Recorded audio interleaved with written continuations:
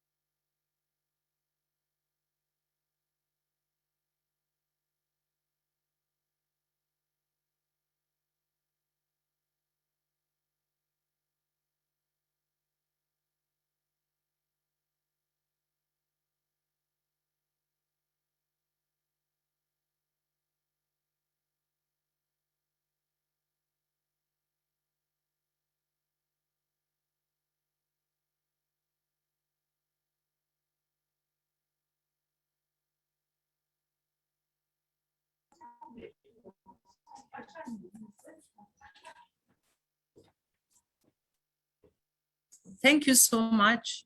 Once more, good morning, good afternoon, good evening to everyone in this session, wherever you are at. Thanks for joining us at HFC and welcome to this session. Today's topic is about emerging opportunities in the home market. This is Kenya, and like HFC, we've looked at the needs that you require when you're out there abroad, and we've seen a few things here and there that you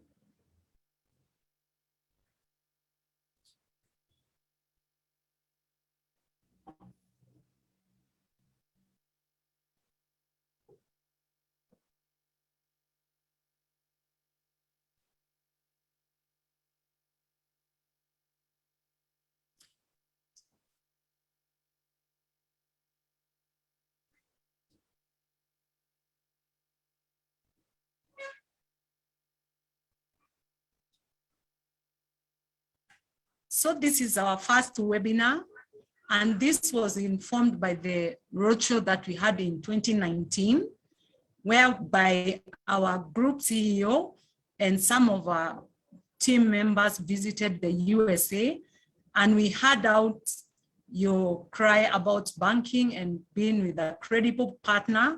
And this is why we've organized for this webinar.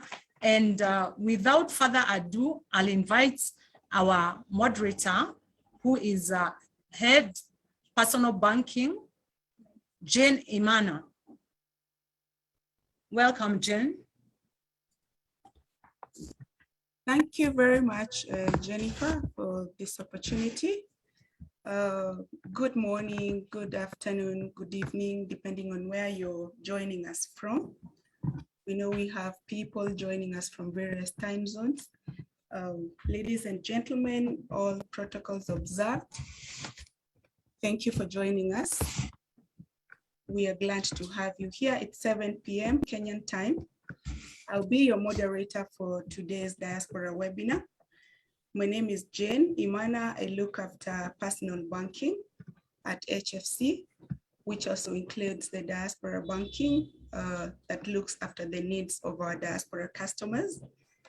Our topic for today is emerging opportunities in the home market.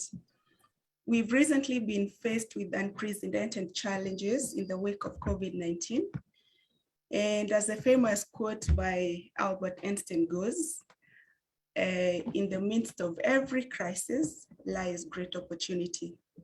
And so today we want to focus not on the negative, but on the positive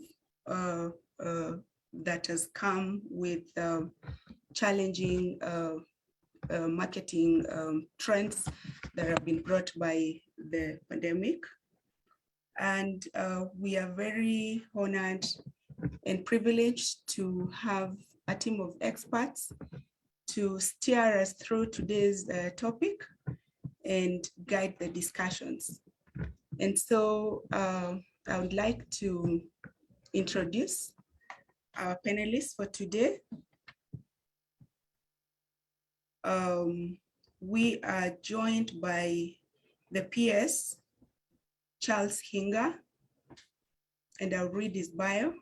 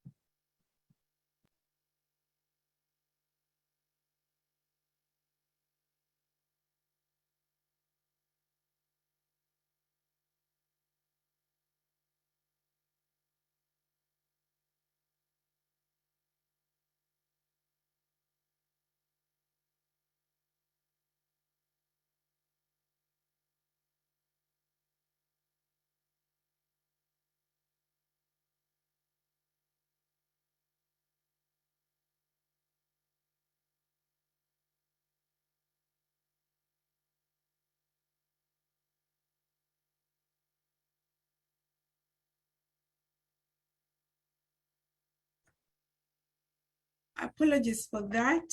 We seem to have a technical challenge. So we have Mr. Charles Hinga, the PS, Principal Secretary for the Ministry of Housing and Urban Development. and in the Republic of Kenya.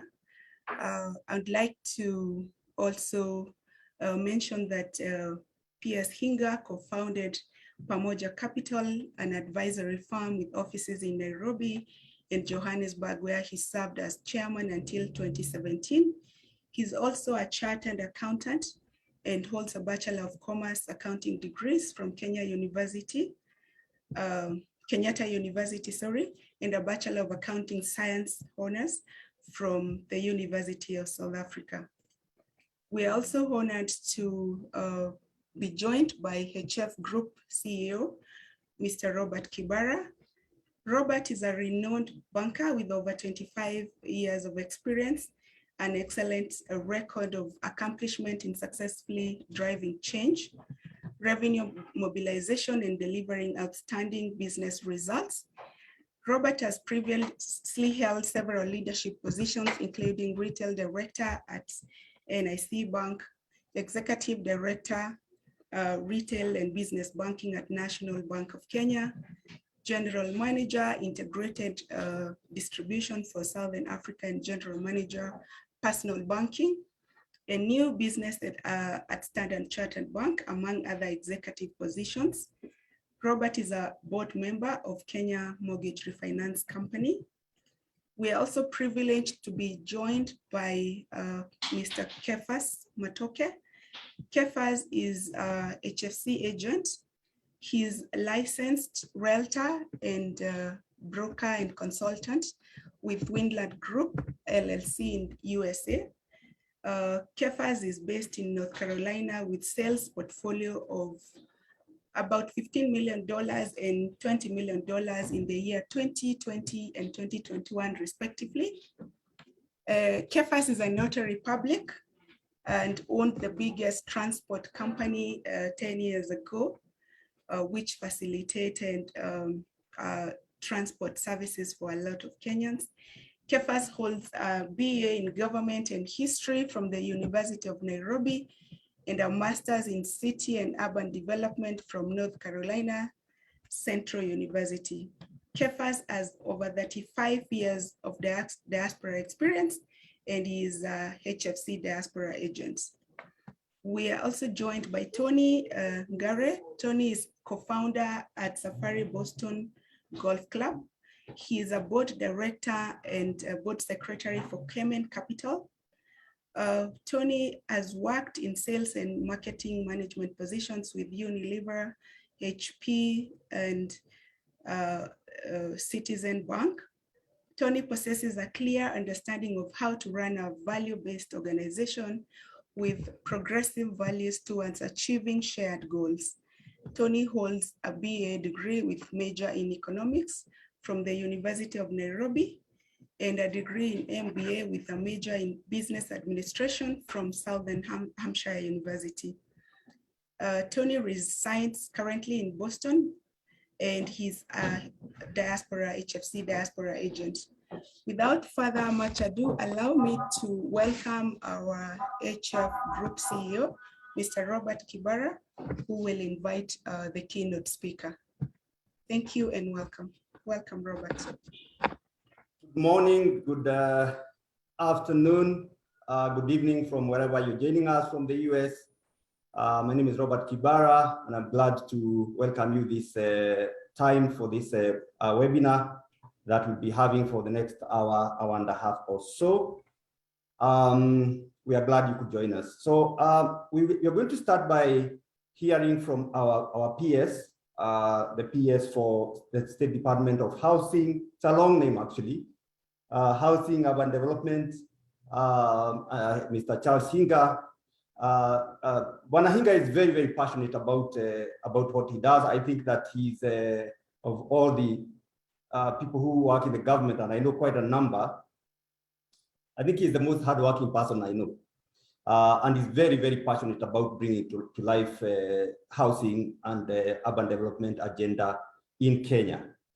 He understands his stuff, and we thought it's very important that we have him today so that then he can share with you what's happening within the government space to support this agenda here in Kenya. So we are lucky to have him today.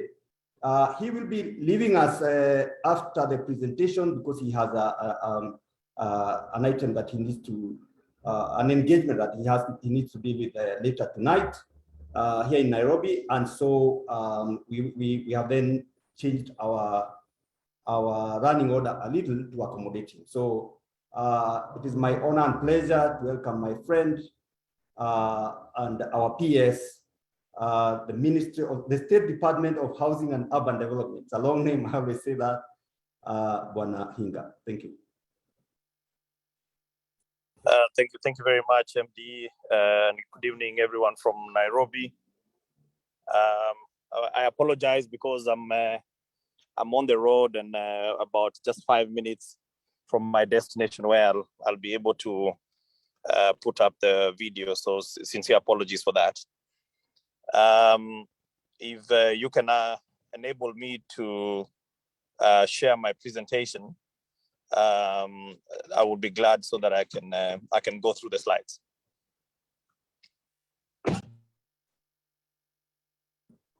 Okay, thank you, Bwana Hinga. So I'd suggest that we have Jennifer, if you can just unshare the current screen, then we can have our PS share his screen. Or PS, if you're on the road and you'd like any of my colleagues to run the slides for you, we already have them.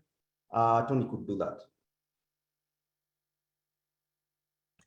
Yeah, if you can share them on your side, that would be great.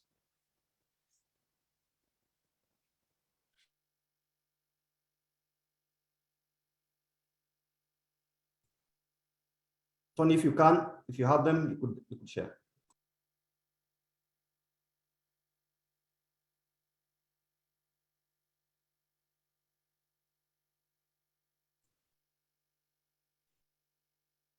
Yes, Chair, we are doing it in a minute. Thank you, Robert. Thank you, PS. Coming up shortly.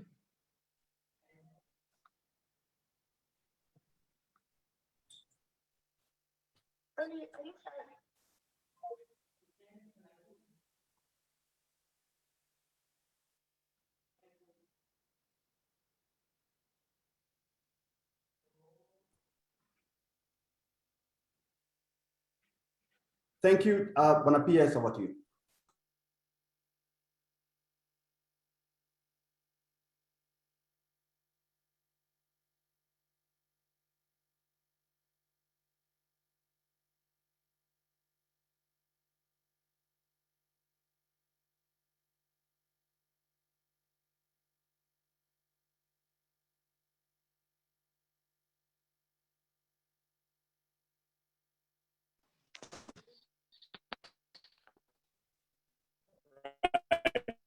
Thank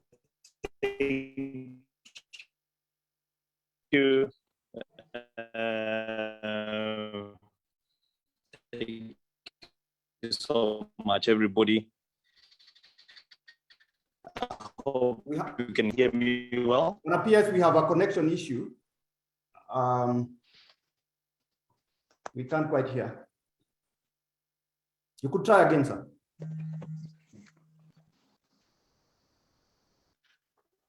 Right. Can you hear me now? Yes, we can hear.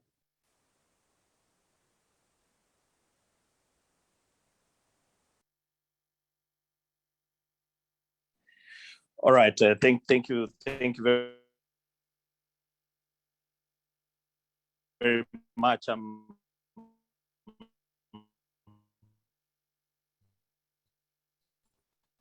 Sorry, Bwana PS, we still have a bit of a challenge hearing you.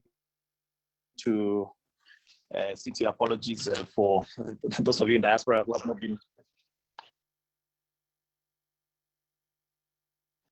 Okay, let me try and get a better connection. 1 second.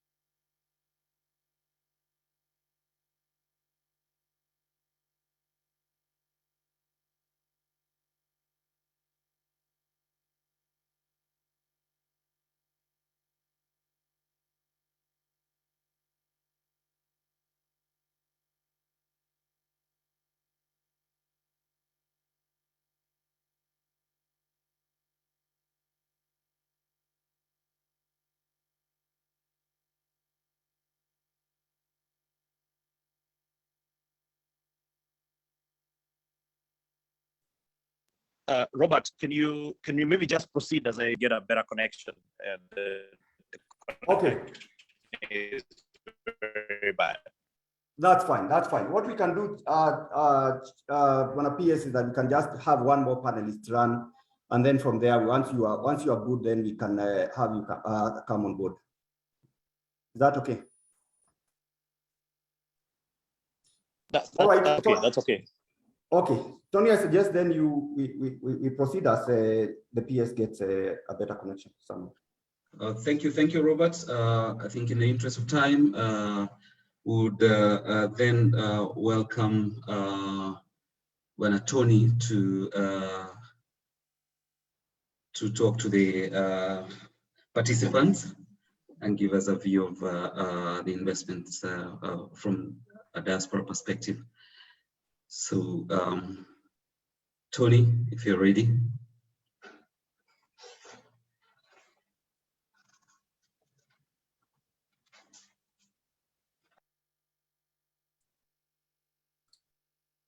Tony Gary, our HF diaspora agent.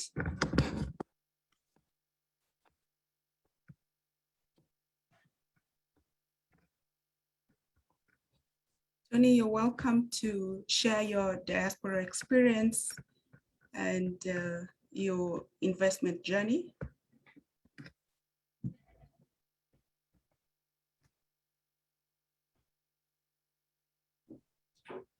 You talking to Tony or you're talking me? It's breaking up, if I may interrupt a little bit.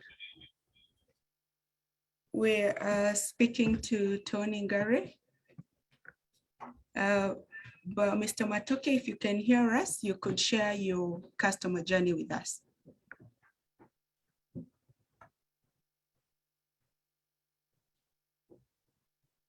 Well, good afternoon to those who are in Kenya, or good evening. Our time here is about 12:26 at noon. It's past noon, about 26 minutes past noon. Thank you so much for this invite. I'm so glad to be here, and thank you for your generous introduction. You may have spoken more than I expected to have passed out, but my journey from diaspora begins way back about 1993.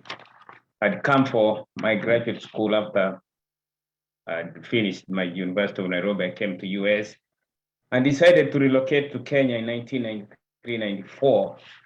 But I was astonished. My sister told me, now you coming home, have you bought a house? Then it took me back to realize that coming back home was not really worth it. If I didn't have a home, having a car was not enough. Then I decided to ask what do I need to do? And they told me you need to buy a house, like many others, you relocate back home. And that's exactly what I did, but I didn't have enough money when I arrived in Kenya. So I decided to hook up with Housing Finance of Kenya, which was then HFCK. That is exactly when my life changed around and turned around, in the sense that I never knew that loans existed that could enable me, subsidized with what I had, in order to purchase a home. And that's exactly what I did. I went to HFCK, was given a long form that was so difficult to finish applying, but I got some assistance. Thank God, I finished applying and eventually acquired my first property. A little bit back, if I may tell you, after having stayed in the US for 8 years, everything that I had invested through friends and to say even closer ones, even family, was never anywhere close to when I joined hands with the HFCK. As they gave me that loan in one of the green suburbs, if I may say, of Nairobi, my life changed from there until a few years later, 2004, when HFCK wrote me a letter saying that I had finished paying my mortgage. Unusual and unheard of in Kenya. And I'm not trying to put my country down because I persistently believe that if we have to invest, Kenya should be our first and last stop. Then they asked me that if I needed to purchase another home, I was free because I had a title that I could finance. Go ahead and finance that home, or refinance, if I may use the term that we normally use here. In other words, borrow against the title, borrow against the home that had finished paying, so that I could enter into another home, and successfully it happened. Then in that process, I asked the HFC, there are so many people in diaspora who do not even know this. Is there any way that I can help them understand that truly loans can work? That's the time HFC hired me as their first agent. To cut the long story short, I started working with them. And since then, many lives have been turned around by HFC. The thing that I could want really to say here is, in order to catch the diaspora needed to be understood. That's where the buck stops. Without understanding the diaspora, anything that may be done or may be tried to be done or instilled in our people in diaspora may not work as successfully as it could be. I'm glad that HFC has realized that our dreams are very good to be attained only if they can adhere to simple things like our applications, and your applications are quite different. We'll go into that. And I see a lot of progress is being made, and many things have happened that actually will turn HFC around, more especially now that HFC has become a full trade bank. What a good thing to have a bank that will serve the diaspora, will give us better exchange rates, if that could help us invest more. Could also advance loans, those people who are trying, in fact, to invest back home, because right now, for example, it is a buyer's market in Kenya, while in the US and many other countries, it's the seller's market, whereby sellers here are making more money, but in Kenya, it is almost the opposite. So it is important that our diasporas, whatever discouragement that they may have had with other institutions, to see and look into what HFC is about and is willing to give. HFC, for me, they have held my hand all along. HFC has been my partner, not only in advancing my needs, but trying really to tell me that we're here for you. So without going too much into saying so much, I welcome you into this forum for those ones who are listening from various places. I know there are some that I hear that are from Philippines. I can see so many friends hooked up. And without forgetting, we have to utilize the great brains like the ones that have helped me here in diaspora, making life easier for us to be able to achieve the goals that the HFC is looking for. I can't forget to mention people like Geoffrey Otieno, who is a computer expert from various places and who has really gone to school, who is willing to partner with those ones in diaspora like Tony and me to help us advance the best we can with so many contacts, so that we can really get in touch with so many diasporas. We have people like Rowan, who lives in DC with about 5,000 contacts of Kenyans across the United States. So in diaspora, in short, I'm not trying really to express or to support other people that are here to help us. Together with everybody else, here in diaspora, we are ready. We are moving forward, and we need to be listened to. And on top of that, we need as many loans as we can. We need to open as many accounts as we can. We are here to support the Housing Finance Corporation, and we'll do the best we can in order to achieve what is needed for our people who are in diaspora. Thank you so much. Thank you very much, Mr. Kefas Matoke. Thank you for that elaborate and for willingness to share your customer journey. We are so grateful that HF unlocked the opportunities for you. We actually about making dreams possible. We are happy that we were able to be there for you when you needed us. We have been traditionally a mortgage lender, but now we are full service bank, and we are looking forward to continue that partnership, providing you with more solutions, even as we grow together. Thank you very much. I think I will invite Robert, to our group CEO, Robert, at this juncture, to invite our keynote speaker, PS Hinga. Thank you very much, Jane. I'm made to understand that PS now is in a good location where there's a bit of better network, and he's joined us now. So PS, the presentation is coming up. Over to you. Thank you. Thank you so much, Robert, and let me apologize for the lighting. I'm not in the usual place where I would be making this presentation, so kindly I apologize. Once again, let me say good evening from Nairobi. I know some places is morning and others is afternoon. I'm very, very delighted to join you.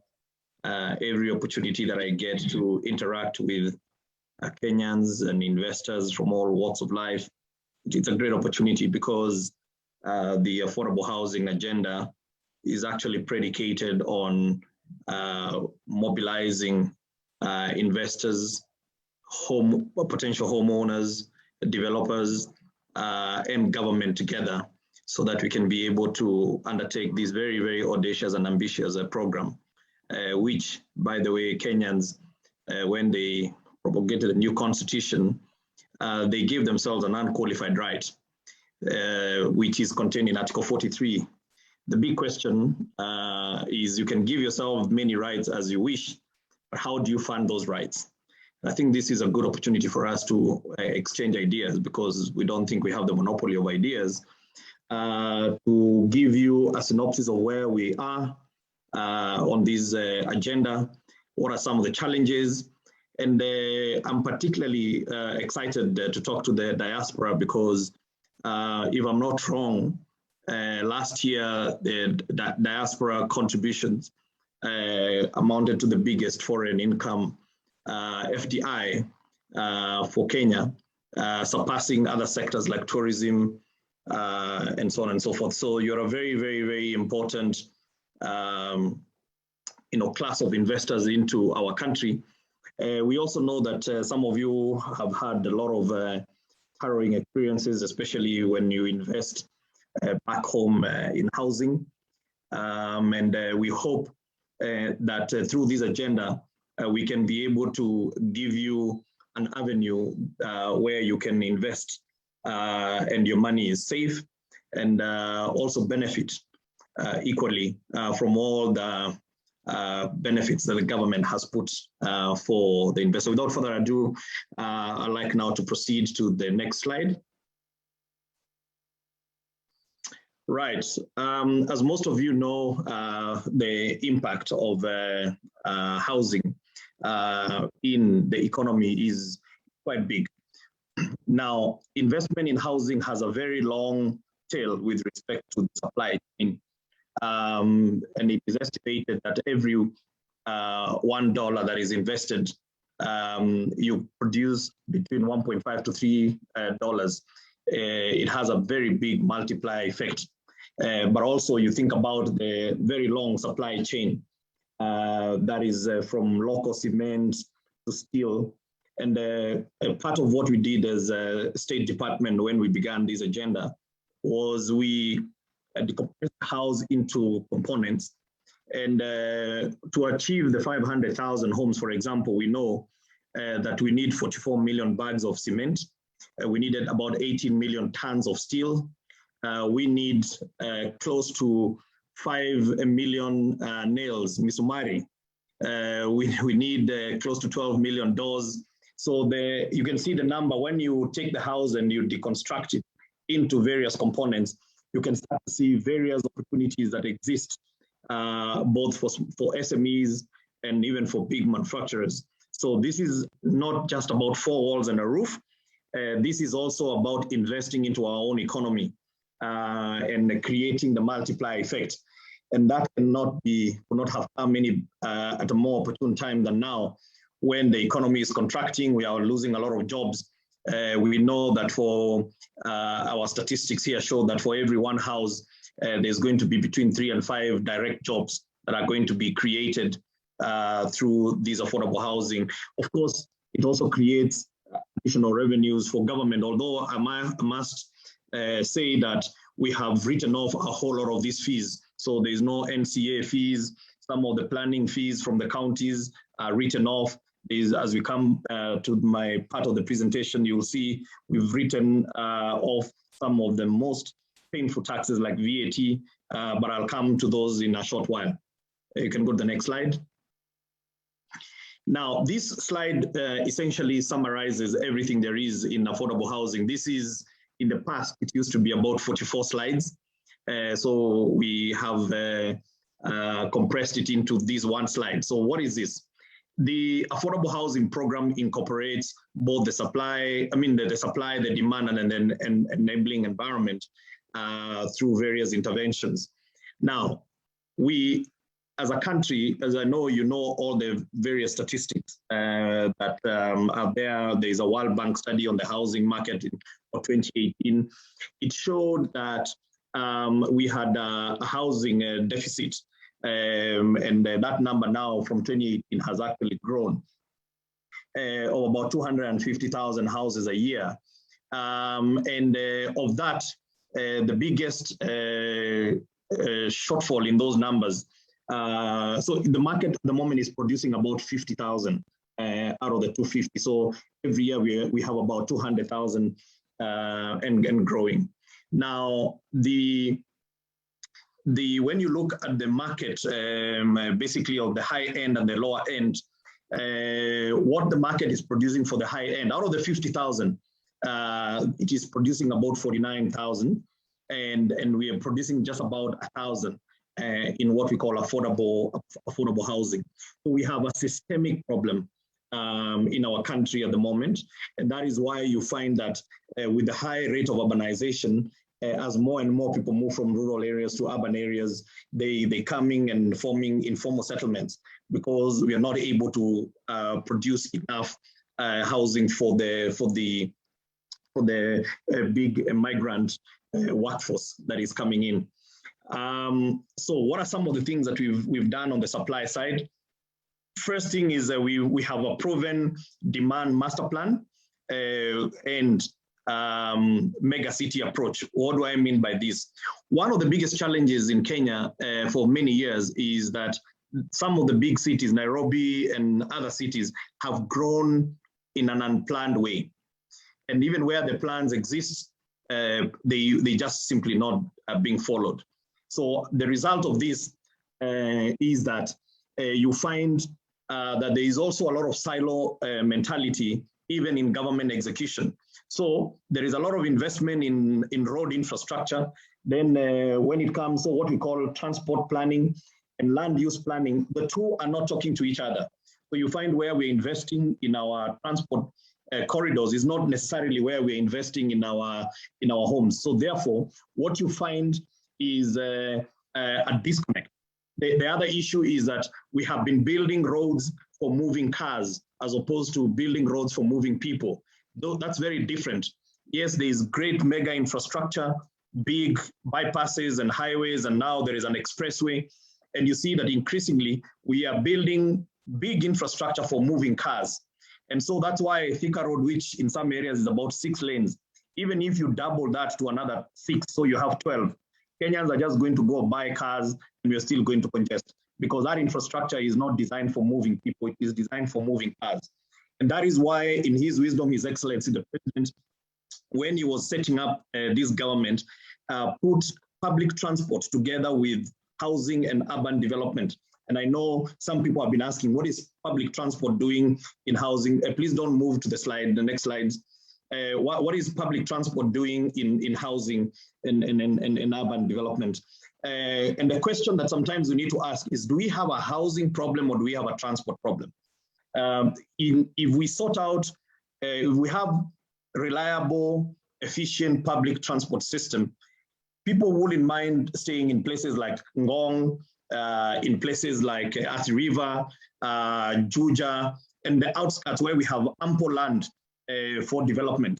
But because you don't want to be stuck for 3 hours in traffic, you find that a lot of people are coming closer and closer to the city, and then thereby they don't end up living in decent housing. So we've identified various nodes, and we've had some money with that we have provided to the counties, which I'm going to talk to shortly.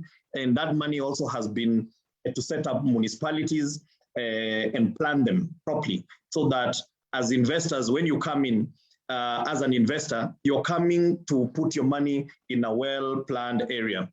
The next thing is we are trying to champion the mixed-use development. One of the reasons why there's a lot of traffic in Nairobi is because we have built schools on one side of town, workplaces on a different side, and residential in other places. So you find that in the morning you have a group that is trooping on one side of town to take kids to school, go back to work, and so on and so forth. That is why during school days, there is a lot of traffic on our roads. So one of the things that we have done is to champion mixed-use development. So we are very, very, very particular about, if you're going to undertake these developments, we want to make sure that there are good schools, there is clinics, there's shopping centers, places of worship, and this, so it's just not about counting number of houses. We also want to make sure that we create what is called human settlements. Human settlement is not just about a house. It is about everything else that accompanies a house. Of course, those social infrastructure and amenities, roads, and so on and so forth are very, very, very important. And lastly, on the supply side, why are developers not developing for the 97% of Kenyans? Why are they only focusing on the 3%? We've realized that some of them are saying they're not good buyers. There is no affordable financing. So by the time you finish construction, the finance itself just makes the units to be quite expensive. So those are some of the areas where we have made interventions, which I'm going to mention some of the specific. On the demand side, Kenyans want to buy houses. How do we enable them to buy houses? Traditionally, they've been using SACCOs to get a house. SACCO, the life cycle about 7 years. You buy land, then you repay the loan, borrow some money from the SACCO, you put up the top structure, repay, and then borrow some more money to do your finishes. It takes you a very, very, very long time. And although it has delivered quite a number of houses. So Kenyans want a tenant purchase scheme, which is a rent to own. They understand renting. There is a study that shows 92% of people in Nairobi rent. Question is, do they rent because they want to rent, or they rent because they have no opportunity of buying?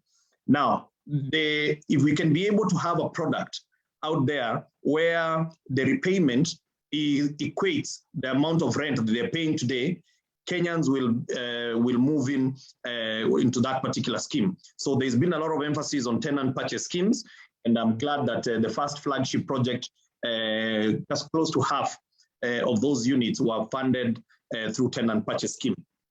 The next one is improve access to affordable mortgages with local banks. It's very important to understand that we are not trying to replace financial institution on our side. That is not the intention of government.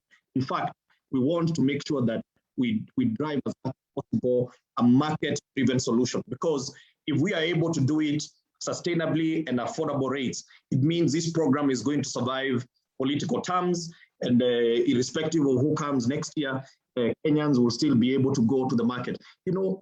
Governments where, when you go to societies where government is less visible, I think those are the more progressive societies. So we don't want government to be the one that is driving a lot of these agendas. We just want to be facilitated.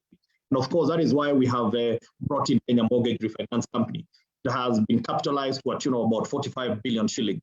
And I'm glad to report that Housing Finance was the first bank that drew down on this mortgage refinance. So what does that mean? It means that today, for the first time in the history of our country, we have a single digit fixed mortgage. This is very, very important, and it is for 15 years. Of course, we've been pushing for longer tenure. This is beyond 15 years, but that is almost double what is currently available in the market. So that has significantly brought down the repayments. And so we are seeing that there is a lot of excitement from home buyers. The number of Kenyans trooping in to get these mortgages are quite a number. The next thing that we've done on the demand side is that we have actually aggregated the demand. We have created a portal which is called Boma Yangu, which is found on bomayangu.go.ke. And this is the marketplace for housing. It is a one-stop shop for housing. What do we have here? We have enabled you wherever you are at the comfort of the palm of your hand, your laptop.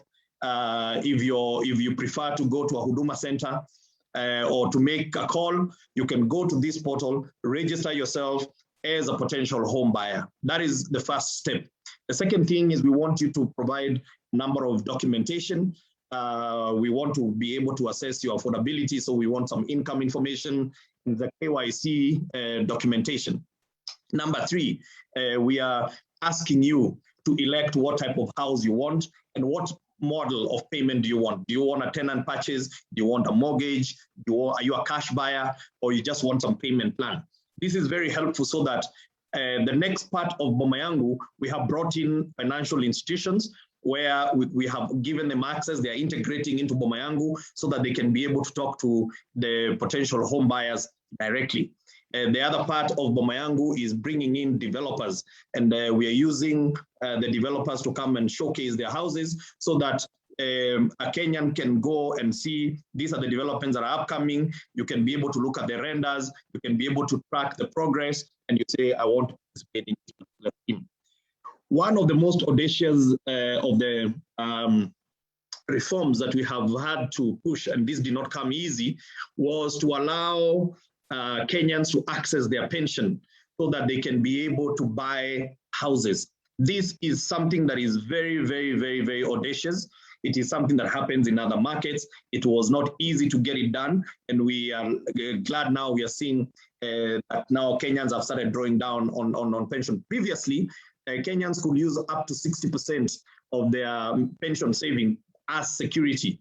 And of course, developers want liquidity, banks want liquidity. So that is why we have given them access to 40% of your total saving. Now, this is very important also because we want Kenyans to get homes when they are still young. The current model doesn't work, whereby you start to own a home towards the twilight of your useful, economic life. You've had children, and but also you lose out on something else. You lose out on equity release.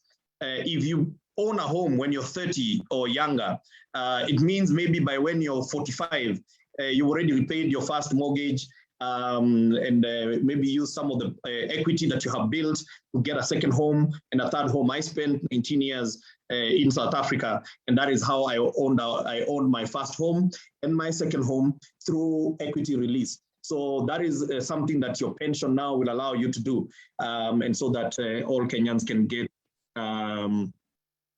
very, very access to your liquidity. Because remember, when you retire, the biggest expense you have is rent. And so it doesn't, and then also, even the pension payouts, how they are. So this is really not, it's not sustainable for you to start getting your pension when you're too old. We want you to get it when you're young. You still have enough to repay and save enough for your retirement. Now, on the enabler side, affordable housing is really built on how can we bring down the cost of the unit. Now, Nairobi, there's a study last year that showed Nairobi now has the most expensive land in the continent. Previously, I think we were number 2. So there's no way you can have expensive land and affordable housing in the same conversation. So if we don't do anything on land, then this, whatever other interventions we are going to do will just be scratching the surface. We will not be able to enable our people to own the homes. The issue of land in Kenya also, is very emotive. We have challenges on the issues of titling.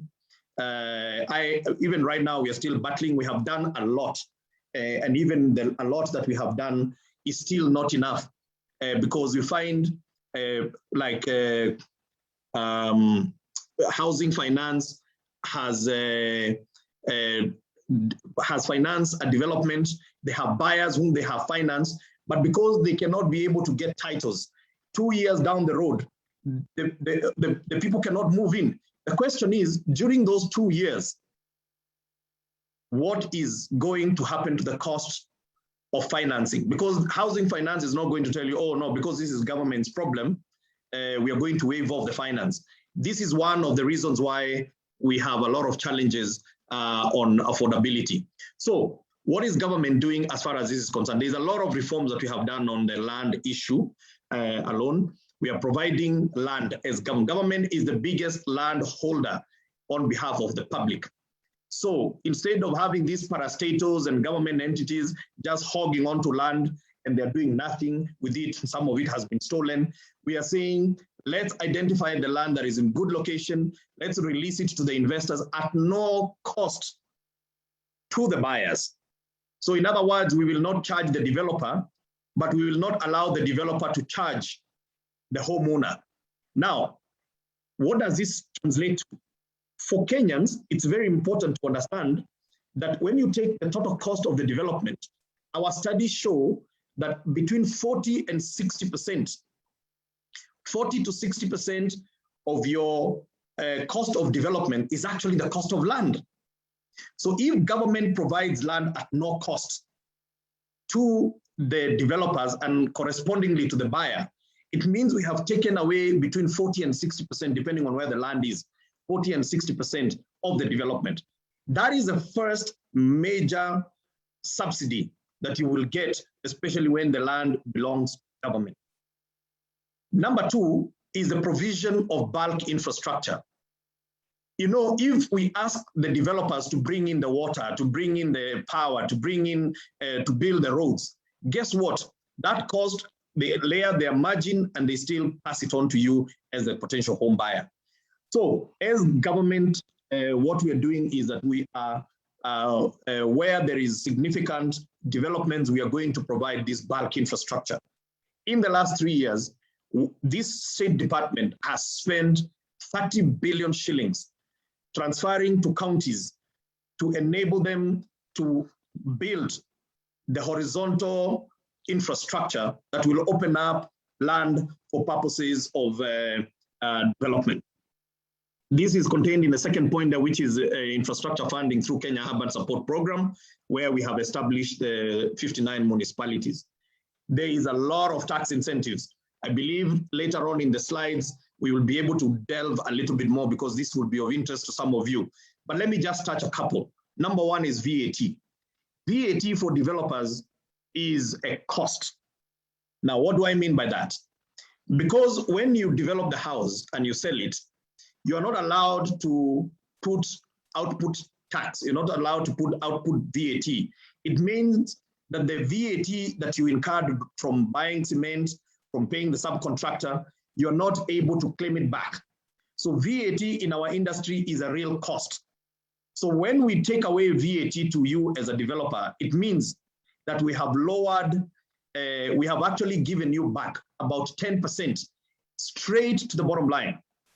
And that means that if you're a developer who knows what you're doing, from day one, as you start the development, you already know that government has given you between 9 and 10% back. That is profit. And that is why we want you to make sure that you pass that benefit to the homeowners so that they can be able to buy your units at affordable rates. There are other tax incentives for you homeowners. If you're a first-time homeowner, there is no stamp duty.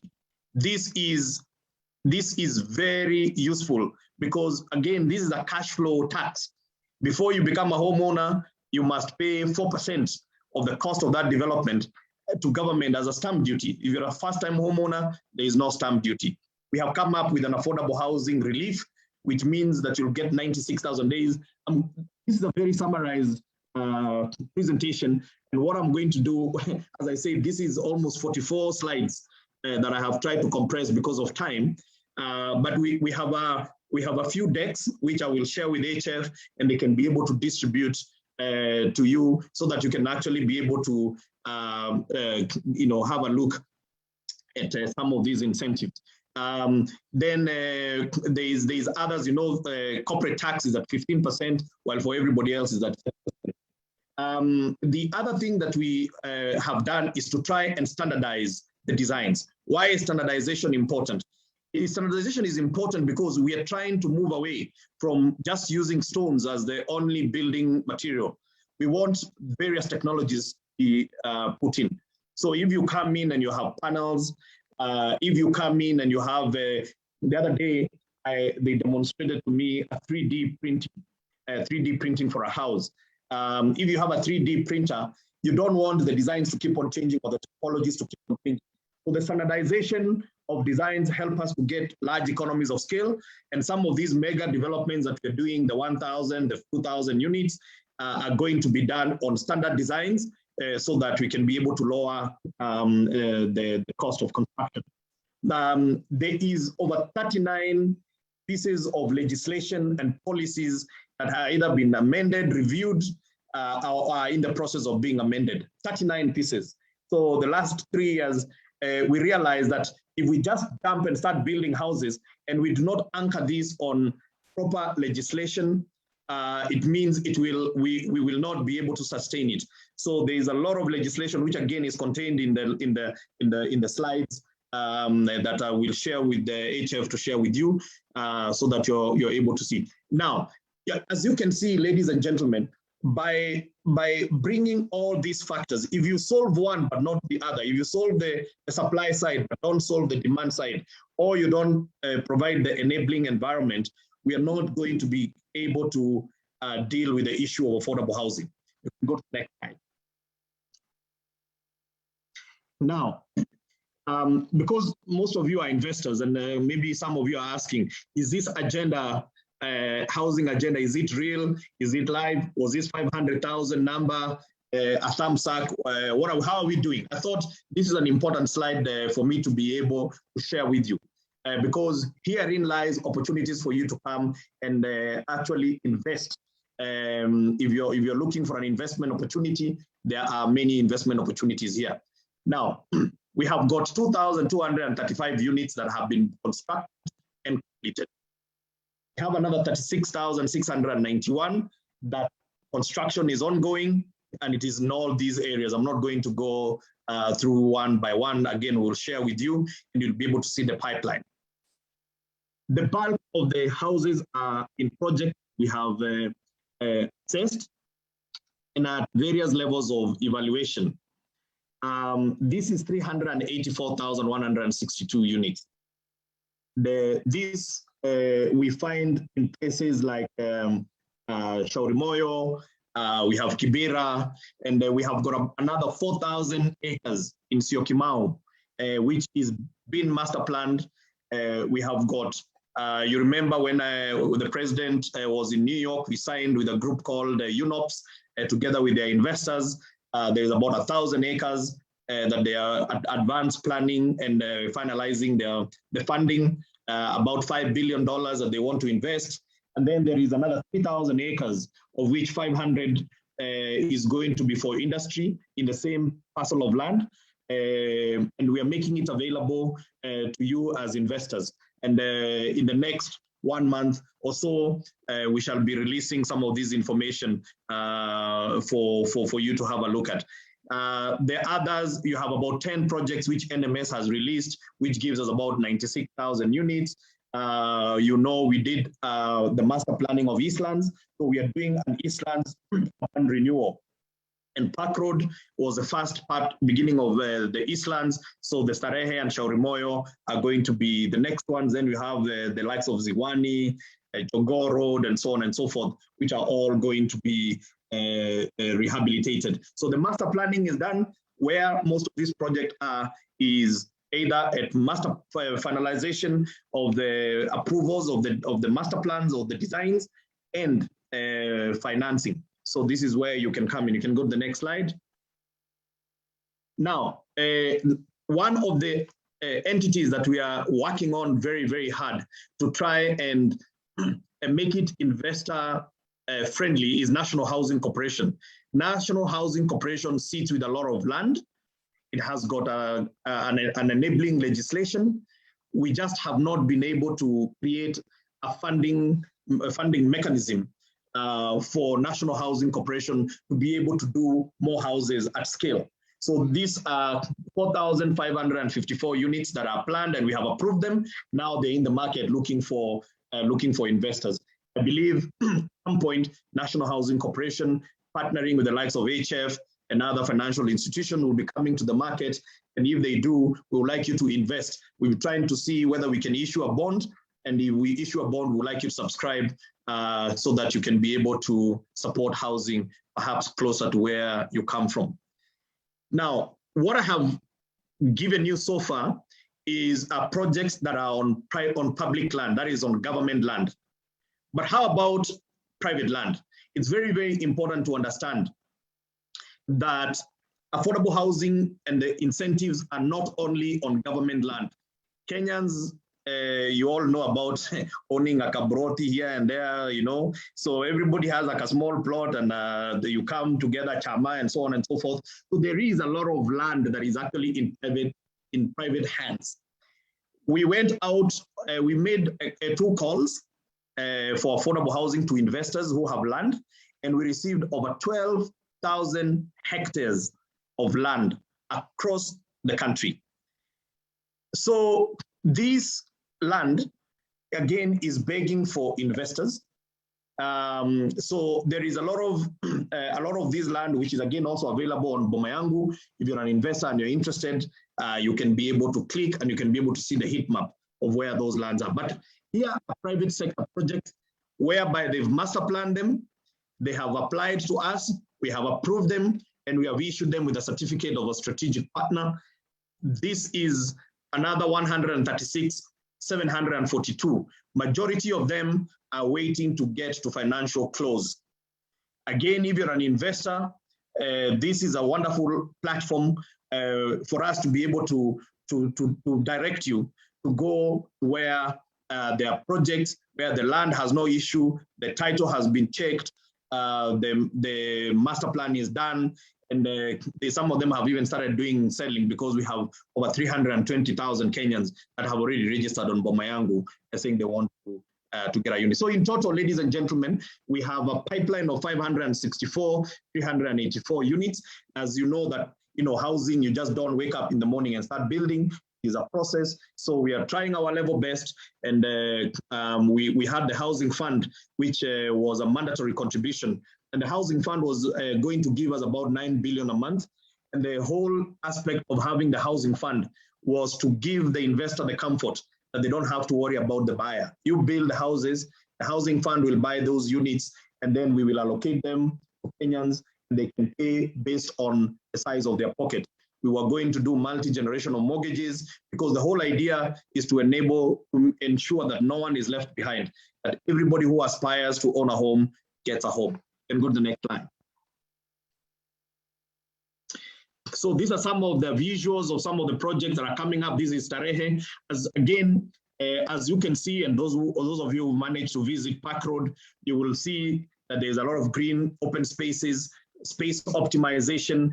Park Road has a running track, it has a basketball court, it has a park, it has shopping centers. So affordable housing is not synonymous to ugly, poorly constructed, high-rise ghettos. No, we want to make sure that we also aspire to give them those Kenyans, the low CADA, also they must be able to get a house that gives them dignity. So there's kindergartens, there's a kindergarten in Park Road and in all these other places. So this is Starehe, is 3,366 units. It has already been awarded. We are now at the final stage with National Treasury to finalize the contract. You can go to the next one. And as you can see, Starehe is very close to CBD. Those of you who know Kariakor, around that area, so you can even walk to town. So again, that is a master plan for Starehe. You can see it has health centers, it has kindergarten, it has a daycare, has parking for everybody. There is waste collection centers. We know Nairobi at the moment is a heap of garbage and so on and so forth. So you can see, ladies and gentlemen, we are not here to sell an inferior product. Affordable housing is not synonymous to poor quality. You can go to the next slide. This is again Shauri Moyo, awarded, finalized. With this one, Shauri Moyo A and Shauri Moyo B and Starehe at the National Treasury and AG for final approval. We hope that this month they should be able to clear it so that we can be able to go and start the construction. Again, this is 2,300 and 2,430 units. Is those of you know Isli very well, it borders Isli, fantastic location again for affordable housing. Go to the next one. And as I go to the next slide, ladies and gentlemen, I want to show you the I want to actually show you the transformation of our major urban areas. If you go to Park Road had 39 units sitting on a 10-acre plot. And we've replaced 39 units with 1,370 units. That is maximizing space, especially where land is expensive. So you can see why we are saying that we are able to drive down cost by ensuring that we maximize on the vertical, but at the same time, not compromising on quality. And you can see that it is a beautiful place, and it's mixed use, mixed income development. This one is going to give us 2,070 units, again on First Avenue. Go on to the next one. I did mention to you about Boma Yangu. We have over 300,000. This information is from Boma Yangu portal. I'm not going to go through each one of them, but if you look at the extreme right, the second bullet there is total registered. We have 320,959 people registered. They have already contributed 1.2 billion. What does that mean? When we did Park Road 1,370 units, I had over 33,000 buyers, people who had paid a deposit, and I had a very difficult time to choose who to go with, and you had to meet a certain criteria. Kenyans want houses. As long as we are able to provide them with a solid, determinable process, Kenyans will buy. So if you're an investor out there, don't sit back and say, is this affordable housing really? Are there buyers? Are people making money? People are going to make money. You may not make as big money from one single unit as you're used to making maybe in Westlands when you sell them for 60 million, but here for 3 million and so on and so forth, you're able to get a good return. Before I depart from here, just allow me to digress and I say one thing. One of the things that I think may be unintended consequences of all the efforts that we have put in to make home ownership a reality for every Kenyan. One of them is we didn't realize that we've actually brought the conversation of owning a home and owning a car to be in the same sentence. So pre-2018, if you took Thursday newspaper and looked at the houses that were being sold, the average was 11 million. Right now, if you take your Thursday newspaper, the average is 3 million, 2 million. There is people advertising now for 1 million, 1.5 million. Now, 3 million is what these young guys running around, from campus and so on and so forth, first job, maybe a first tender. That's what they're using. That's the amount of money they're spending to own a home. So, and I hope HF is listening, because if I was you, or maybe you should hire me as your head of marketing. You need to come up with a slogan. For the price of a car, own a home. I think that would be great. I also believe that Kenyans are also very much debt averse. A lot of Kenyans, even after you do all these interventions, are still saying, hey, just give me a small payment plan. Me, I don't want mortgage. They fear mortgage. So you need to do something about educating them on mortgage. But while at it, a 3 million or 2 million perhaps is a different conversation. Kenyans need maybe a personal loan as opposed to a mortgage, because that is how much they're getting to go buy a car. Enable them to buy a home, and you can bet you will not have a shortage in the numbers. We can go to the next slide. I'm almost finished now. I have gone through this. This is just the detail of the summary of the tax incentives. There is no VAT. Now, let me make it very clear what these mean, because if there is anything that has made me extremely happy is the VAT. It is exemption and not zero rating. Now, what is the difference between the two? The difference is, if it is zero rating, KRA owes you. Now, good luck to you getting a refund from KRA, because they owe a lot more to other people. So I guess it is not, I guess it is fast in, fast out. So if you're going on the zero rating, so we fought very hard to ensure that we were given an exemption. So what does exemption mean? Exemption means that if you're a developer and you buy the cement will not come with VAT. If you're a developer and you have a subcontractor, the subcontractor will not charge you VAT. So in other words, you don't owe KRA, but you don't incur that money. That is a huge saving.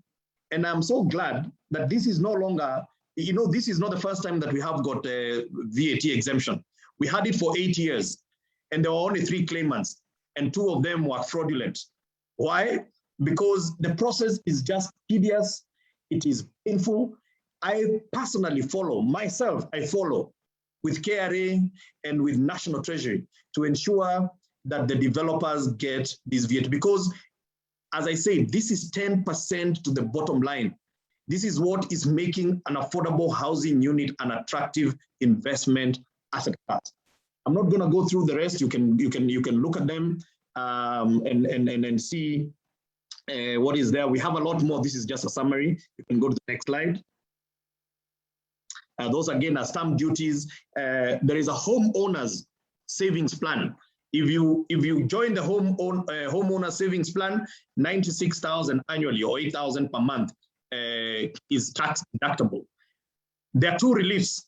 There is a mortgage relief, which is 300,000 per annum maximum, and then there is an affordable housing relief. Now, this one, a lot of people have not yet started going for it, because this is huge. This is it is limited to, it's up to 15% of the contributions that you make. The government actually gives you back that money if you put it in your house, in the housing development fund. And this is not also like those other circles there where you put your money, then they mix them up. So this is a sure way of investing. And we will be coming to you, because today is the HF's day. I don't want to really sell other things. I'll come myself and sell my own products as well. I don't want you to fail to save with HF or any other banks, but there are other products that are available through the National Housing Development Fund. Can go to the next slide. Thank you very much. Thank you very, very much, Bwana PS. I'm sure you can feel the energy. The people joining us tonight can feel the energy, can feel the passion. And it's like that every day, I can assure you. So we thank you very much for supporting the housing sector, housing and urban development sector. And this has made a very huge difference for Kenyans. And I can tell you this evening, all of us joining us from all over the world, these products that PS has talked about are real. I've been to these places. I've been to Park Road, I've been to Pangani, I've been to Jivanji, I've been to lots of these places, and these products are real and these incentives are real, both on the buyer side and on the developer side. And so if you're looking to invest in housing, then you can get in touch with us. We work very closely with the PS and Minister of Housing. We are also members of the Kenya Mortgage Refinance Company. So we are able to connect you. And by the end of our presentation tonight, we'll share you the contacts that you can reach us on, which should help you be able to get in touch with us if you need all that information. For all of us who have shared our the emails tonight with us, we will share with you that presentation. So thank you very much. I'll take it over back to Jane to guide us on the way forward. PS, I know you had said that you've got another engagement. We've got some 2 or 3 important communications. So I would like to ask that everyone, if you can just hold on for a short while. We've got a number of things that you don't want to miss. So over to you, Jane. And thank you very, very much, Wanahinga, for that wonderful presentation this evening. Thank you very much. And I know there are a lot of questions. I could see some of them popping up on my screen as I was making a presentation, and I was almost stopping to read them. I've seen a couple of them. If you can collate them, again, as I said, this is all I do every day: answer questions, facilitate developers, facilitate financiers, and this is what we do. This is the private sector State Department. It is friendly to private sector. It is very, very, very switched on. We are very efficient with the dissemination of information. So welcome to share and answer whatever questions your audience will have. Thank you. Thank you very much, Bwana PS.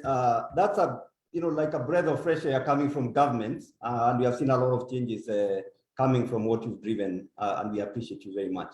So what we'll do is I will collate all these questions. We'll answer all we can, and what we can't, we will be able to answer on email because of time, because we've got a couple of things that we still need to cover this evening from Nairobi.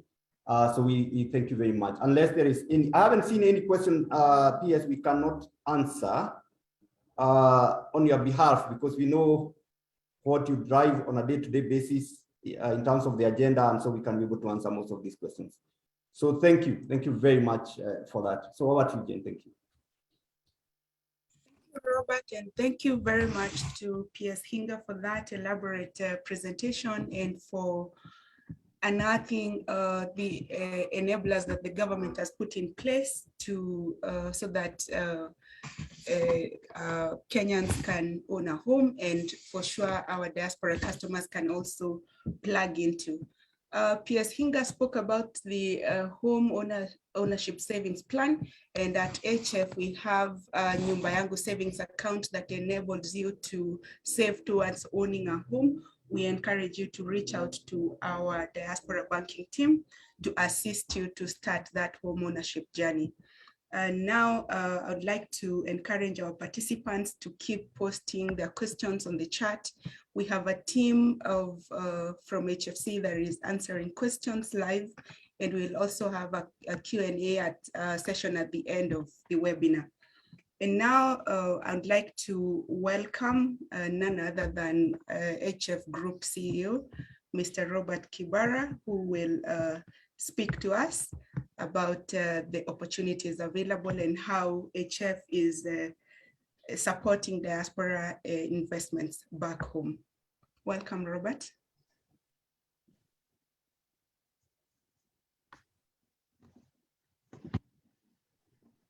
Thank you very much. Thank you very much once again, Jane. All of us, all our clients and friends joining us from all over the world. We want to spend a few minutes again talking about the emerging opportunities in the home market. This was the agenda for tonight. The PS has talked about a lot about affordable housing, which is one opportunity. I'm going to provide a little bit more information to you in regards to how you can then take advantage of those opportunities that the PS has talked about this evening from Nairobi, so that then we can bring it home. So he has said all that. How do you take advantage of that? I'll also be sharing with you a little bit later about the wider opportunities in the Kenyan market. So if you're not interested in homes or in real estate, what else? What other opportunities are we seeing here, and what can you take advantage of, and how? And later on, we'll also share with you information about how you can reach us, because we are in touch in this market. We have been here for a long time. We are going to be here for a long time, and we can partner with you in meeting all the priorities that you may be having. So tonight, ladies and gentlemen, I will start off my presentation. Sorry, my presentation is hanging a little, just a minute. It's moving now. So I always like starting the presentation with this one slide saying that housing finance is now HF Group. So we used to be called HFCK, then at some point we moved to housing finance, now we are HF Group.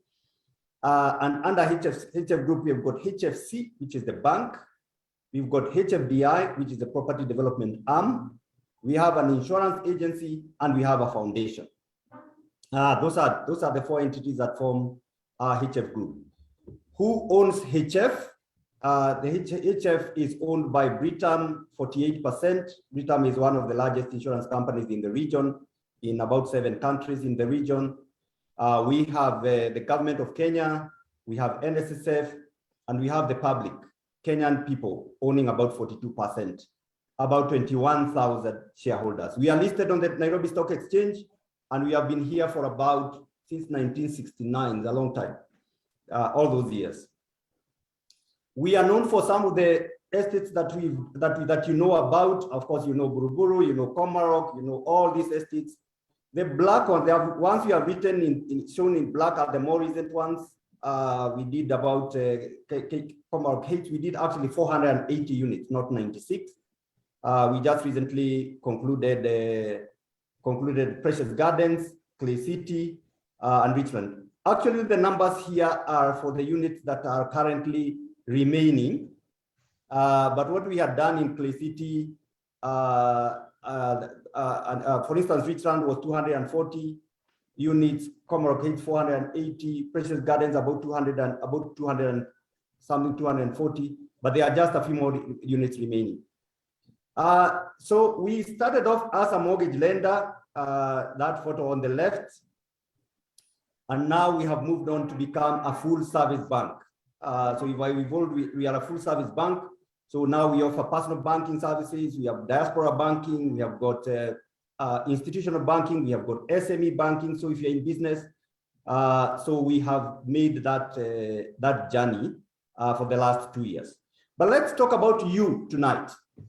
Let's talk about you tonight and discuss investments at home and what you can take advantage of as we see it today. So the conditions are right. The conditions are right for investment. I know we are going through a pandemic, but I like to say tonight that this evening from here that all pandemics end. All pandemics end, and this one will end too. And there is never the right time to invest. If you say let's wait for the pandemic to end completely, a lot of opportunities will pass. This evening, Bwana Matoke said that it's a buyer's market. It's a buyer's market. So at every time, there is always the person who is winning and the person who is losing. And we want to take you through how can you win in today's market, whether or not a pandemic is going on. So there is government goodwill, number one, and you've heard it from the let me say the horse's mouth, the PS himself. There is a lot of government goodwill in terms of boosting investment. There is a lot of improved macroeconomic environment. Even if we have the pandemic going on, the markets are still vibrant. We've got stability, of course, in our region, and then cost of living is lower. And of course, ladies and gentlemen, home is good. So, but there are pitfalls, there are challenges that diaspora people all over the world face. And some of these are common to us as well. So what are those? The first one is just managing things remotely. and the weakest link here is integrity. We do have a problem of, I don't know whether I can call it culture in Kenya, and probably in Africa, where it's hard to find people to trust. And managing your things from wherever you are is difficult. But how can you deal with that? And we'll be talking about that a bit later. Then there is specialization versus diversification, knowing when to go for what. So what are the opportunities today?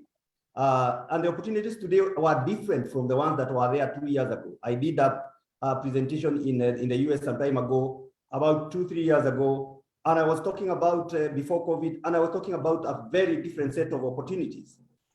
Those opportunities have disappeared. It was, a lot of those ones have disappeared today. I was talking, for instance, about hospitality that time. Hospitality today is a big challenge here in Kenya. Hotels have closed.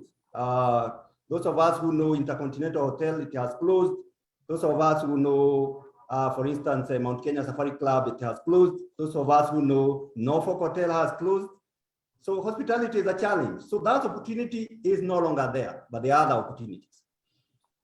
Then, of course, there is generally poor governance and poor execution. So you spend a lot of money on a project. It gets poorly executed.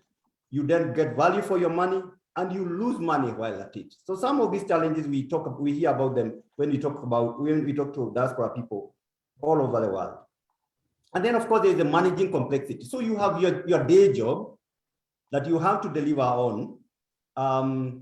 You've got what you do. You've got children. You've got things to do wherever you are, and you've got things happening here that you need to attend to. So how do you balance that? And we'll be talking about that a bit later. Now, let me first talk about the opportunities that we see. What are we seeing from where we sit? I'll talk about 4 because we don't have a lot of time tonight. I'll talk about 4 that you can take advantage of. And from where we sit today, ladies and gentlemen, the biggest opportunity today is still housing, and it's affordable housing. Now, we are saying affordable housing because it is not housing. We have some challenges in the real estate sector in Kenya. So if you build houses in Kileleshwa, if you build houses in the Westlands, if you build houses in Kilimani and other places, you will struggle to sell. In fact, you will struggle even to have tenants. Where we are seeing a huge opportunity is affordable housing.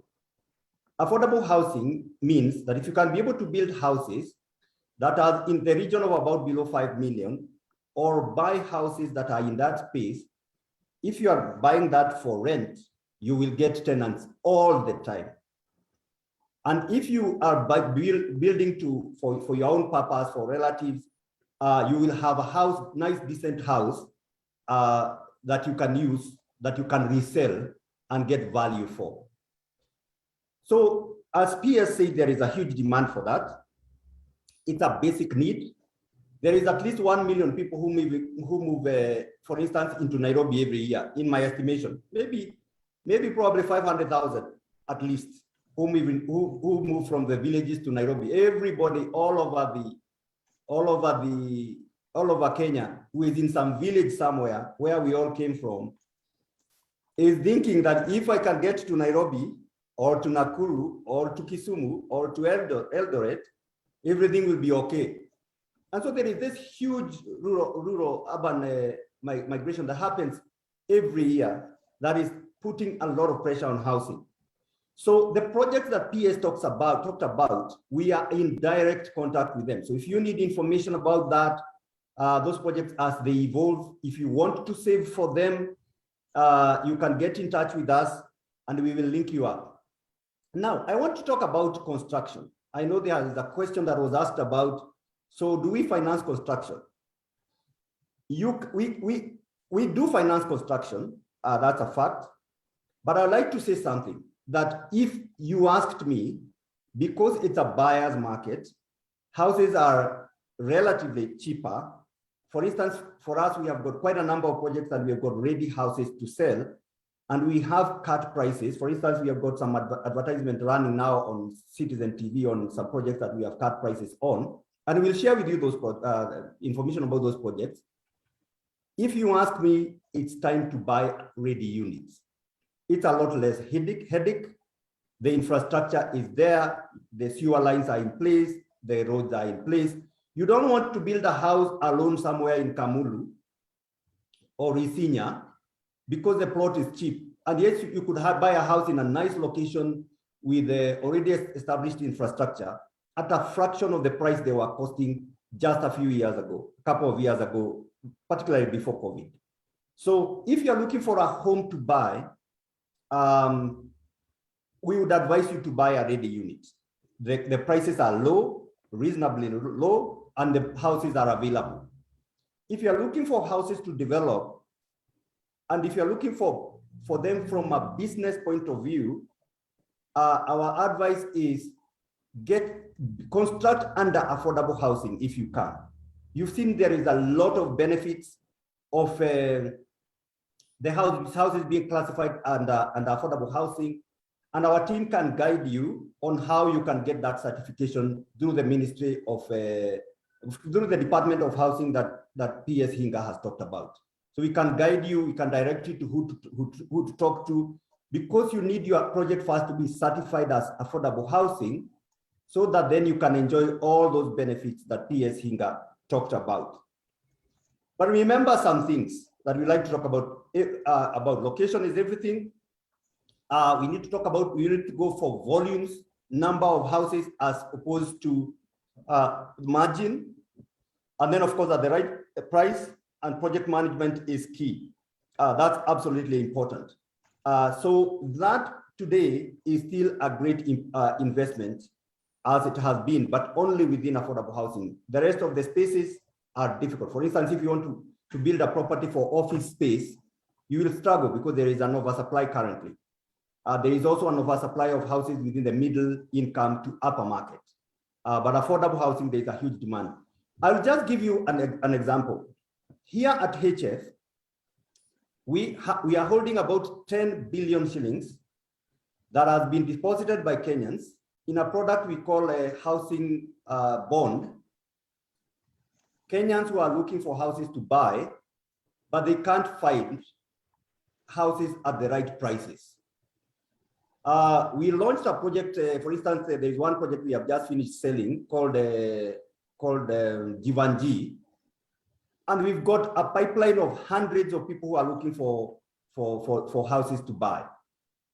And people continue to open accounts with us every day to save for their homes. And we would encourage you to do so because we give you very good returns and we cannot connect you to homes. So if you save with us, either under, say, the housing bond that I've talked about, we will give you way better returns than you'd get from wherever you are based. If you are based in the US or UK, the rates on savings are very low. Here we've got very good returns, but we will also connect you to homes so that if you are buying a home, we can be able to connect you. So we have a marketplace, and we'll share with you that information. We have a marketplace that has all the homes that are available. So we can share with you the link, and you can be able to go through the houses that are available in a single marketplace. And as I said, the prices are very good. The next opportunity today, from where we sit, is investment in local financial instruments. And HF can help you to do that. So you can either put in funds with us in the National Housing Board that I talked about, the housing board that I talked about, and we'll give you very, very good returns. But if you so wish, we can also help you invest in government, for instance, in government bonds. You place fund with us, we'll invest it on your behalf under your name, and the returns have been very good. For instance, there is an infrastructure bond that was there recently. The rates were about 13%. This is money invested in government of Kenya. So it's pretty safe. And we continue to do that for quite a number of customers, and we've got clients also who put in money with us in the housing bond that we talked about and other savings products that we have. So if you ask me and you've got some money to save, the returns are good. Rather than put it in a business that you don't have control of wherever you are, you can get very decent returns in the local market by investing in local financial instruments. And our team will be very happy to guide you on how you can do that. So the secret here is just getting into a partnership with a solid advisor. And HF has been here for a long time. It will be here for a long time, and we'll be glad to be that partner for you. The next opportunity we have, if you are looking to do business, one of the biggest opportunities that have opened up in this market today is the digitization of services. So we have we are now in what is called low-touch economy. People don't want to touch things because of COVID. So people don't want to go to places, for instance, that are crowded. And so everybody is running to digital. So for instance, for us as a bank, we have seen from the time COVID started up to now, digital transactions have multiplied threefold. And we are seeing huge amounts of transactions happening on our digital platform. So we've got online banking. We have the mobile platform called HF Wiz that is award-winning. You can do all you need to do, all kinds of transactions that you can be able to do on mobile. We recently launched a money transfer service from Diaspora, actually 2 services, and we'll be talking about them a bit later. And we have seen huge demand coming through. Even locally, for instance, we have seen now people moving to ordering for food through services such as Glovo. We have seen things called cloud kitchens. Cloud kitchens is where somebody sets up a kitchen somewhere. It's not a hotel, it's not a restaurant, a physical restaurant. It's just a kitchen somebody has set up somewhere, goes online, advertises it, and delivers food wherever people are, cooked almost from home. And of course, through digital platforms.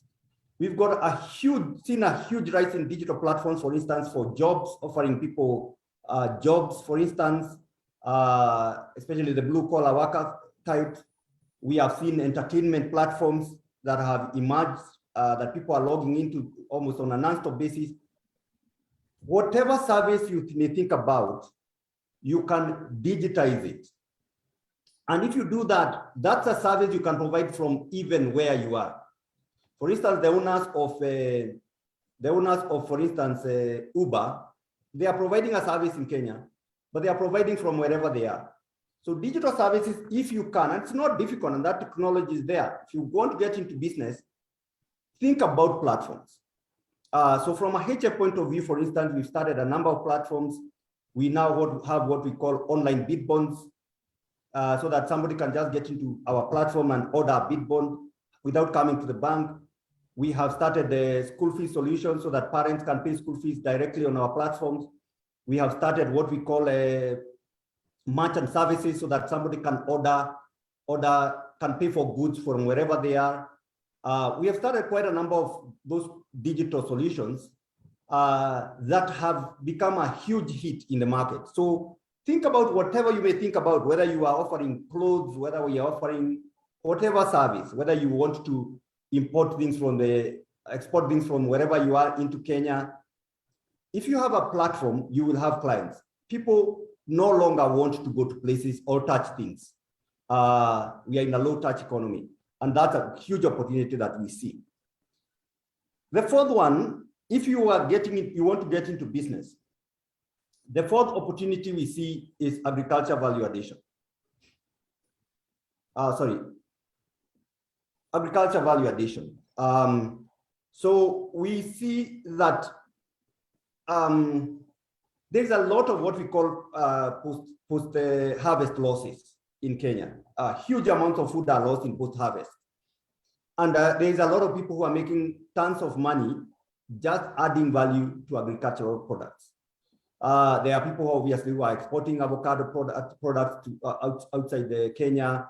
There are people who are exporting vegetables.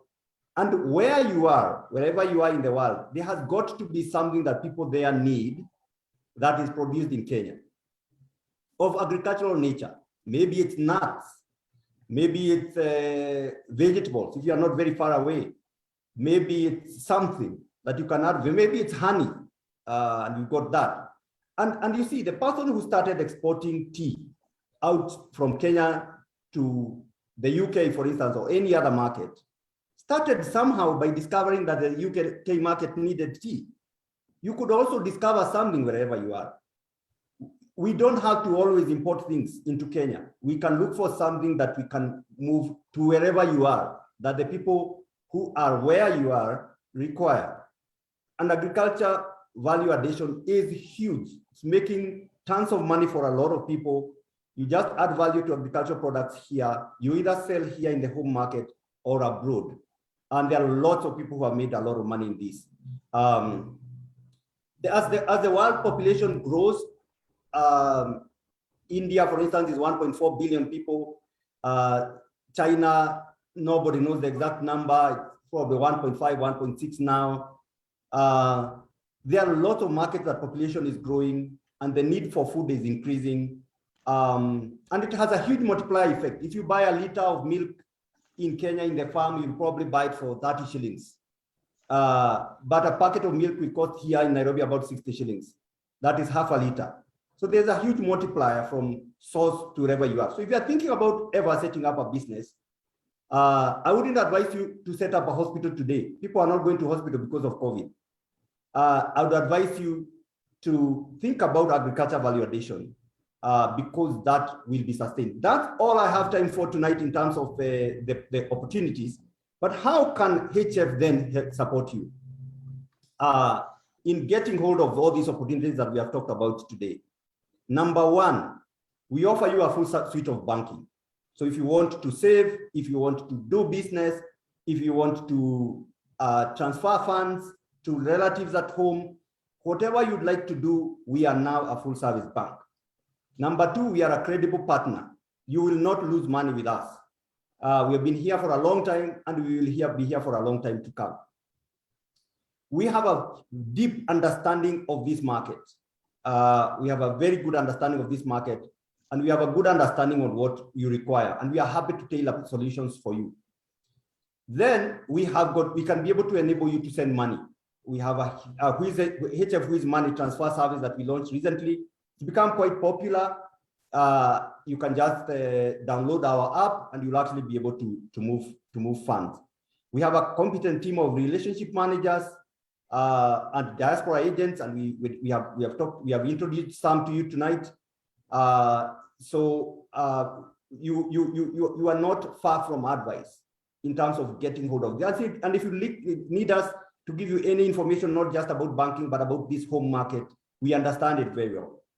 And we are always continuously improving. I talked about the digital platforms that we are building, the marketplace that we have just launched for you to be able to access properties. It's called HF Marketplace. And you'll be able to get these services there. So whether you'd like to save, whether you'd like to do wealth management, whether you'd like us to place funds for you in government securities that are earning people a lot of money currently, whether you would like to save for your home, we are very happy to work with you. We even have insurance. We have an insurance arm that can help you also acquire insurance locally. And what's more, on our app, you can be able to do Forex deals. You can be able to convert currency right on our app in a self-help way. So tonight, these are our contacts. So if you can just note this, this is how to reach us. If it's customer service at hfgroup.co.ke, diaspora at hfgroup.co.ke. We've got, you can chat with us on WhatsApp banking.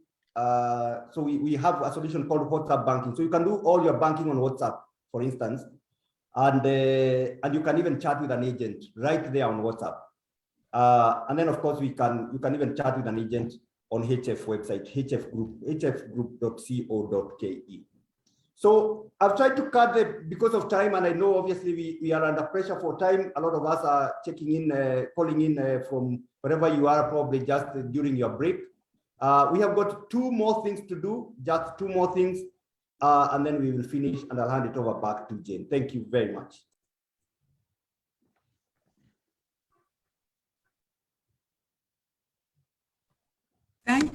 Thank you very much, Robert, for that insightful presentation and the in-depth journey of HF Group.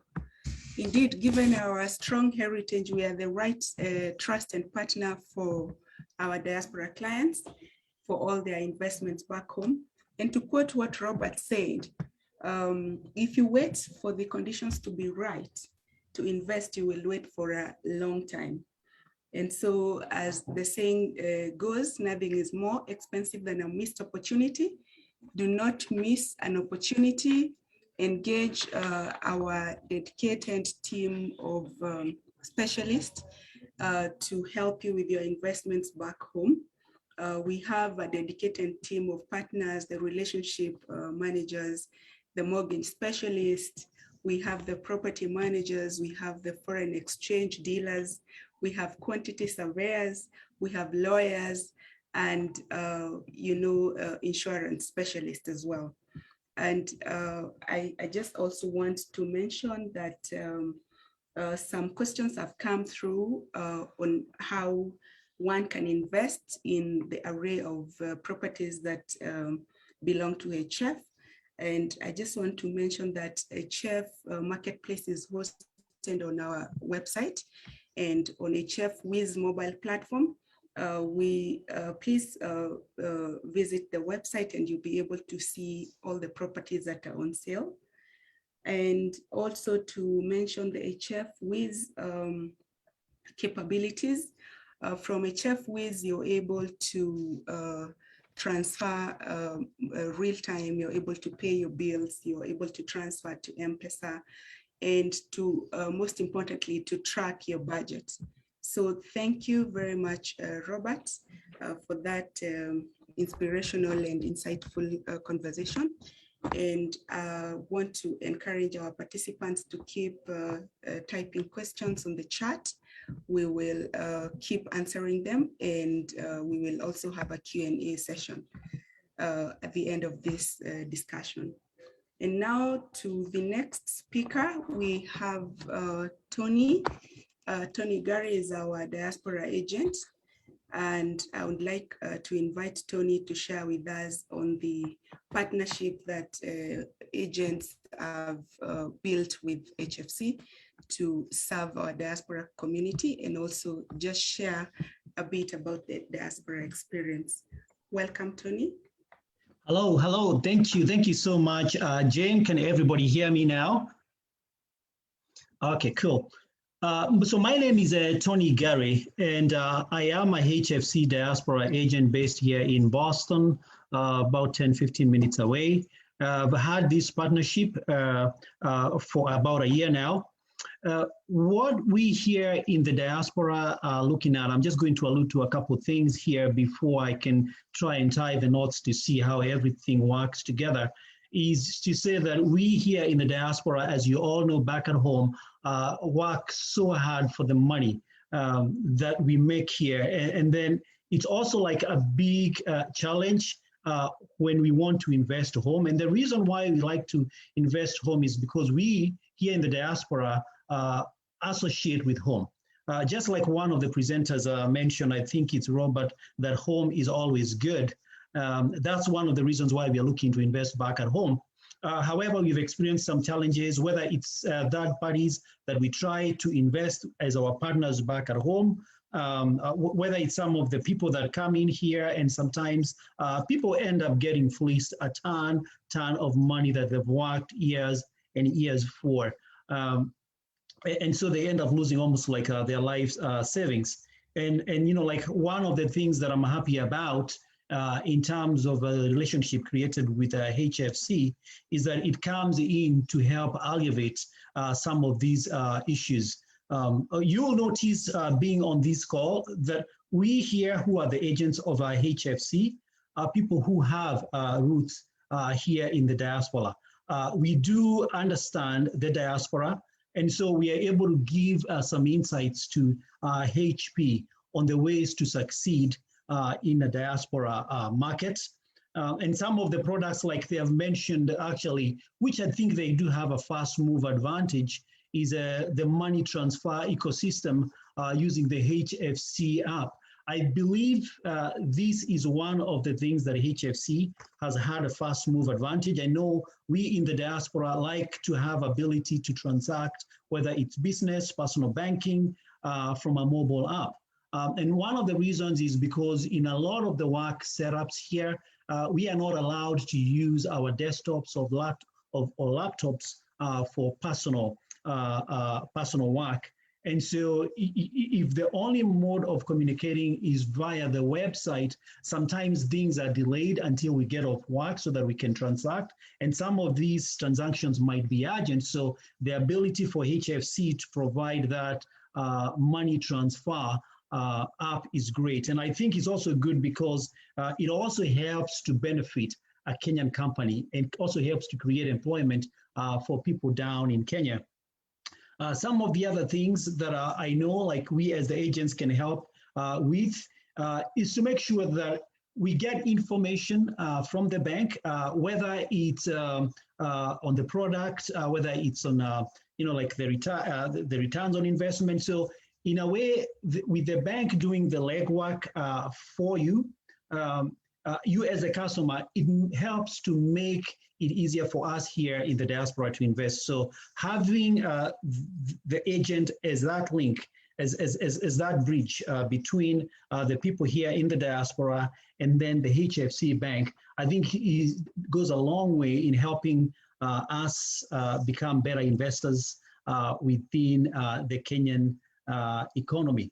And also like some of the things, because, just listening to this presentation, I think we here in the diaspora are very, very much keen on learning new things. And I think some of the greatest things, especially that came from this, is the fact that the government is willing to avail land that they hold on behalf of the public, perhaps even giving the land free to developers, cutting about almost a 40 to 60% of the building cost. And so what I would encourage we here in the diaspora is, like, we have a lot of chamas. If you're here in the diaspora, join a chama, join a community, join a group, whether it's for golfing, social, build some social capital as you go along, and then transfer that to some form of investment. And I think this is one of the opportunities if we can come together, bring those resources together, can go a long way in taking advantage of some of those great opportunities that are being presented out there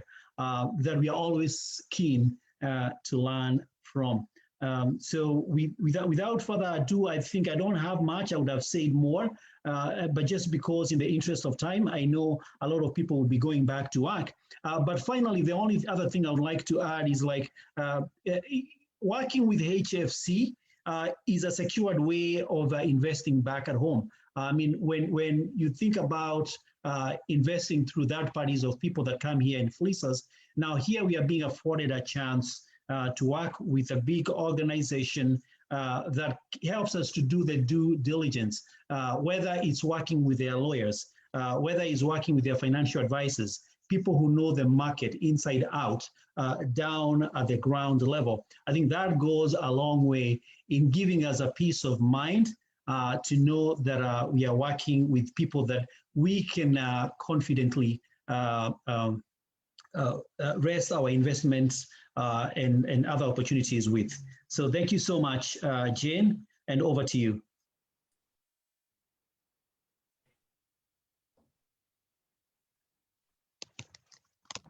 Thank you very much, Tony, for the elaborate guide on the convenient solutions available to our diaspora customers through the agency partnership. Among them, the HFWiz money transfer solution that allows you real-time transfer of money, be it for your investment purposes, be it for funding your loved ones back home. HFWiz money transfer takes care of all your remittance needs. We encourage our customers to keep participating on the chat and to reach out to the network of agents that we have across the globe. This information will be shared after the webinar, and the agent details will be shared on our website. So please reach out to them. At this point in time, I would like to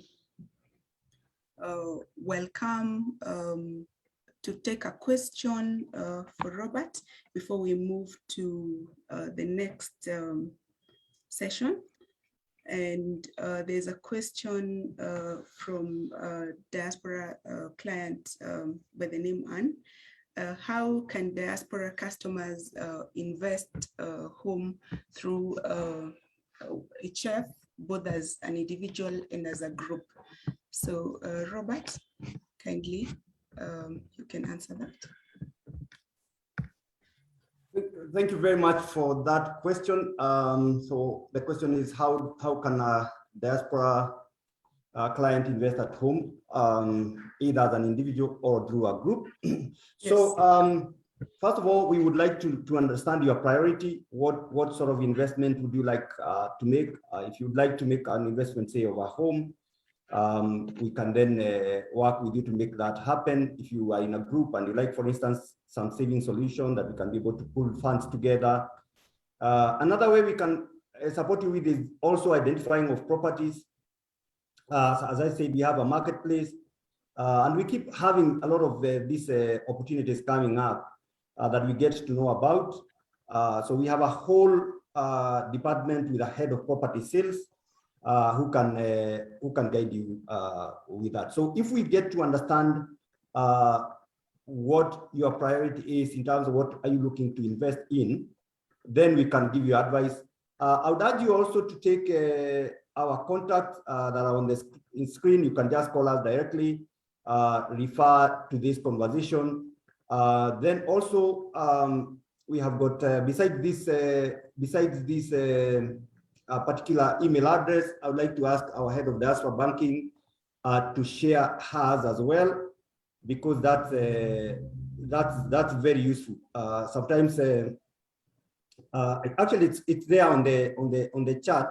It's jennifer.shege@hfgroup.co.ke, and she has shared a number there because it's very important that then you can also at least talk to somebody who attended this webinar, so that they can know the context that you're coming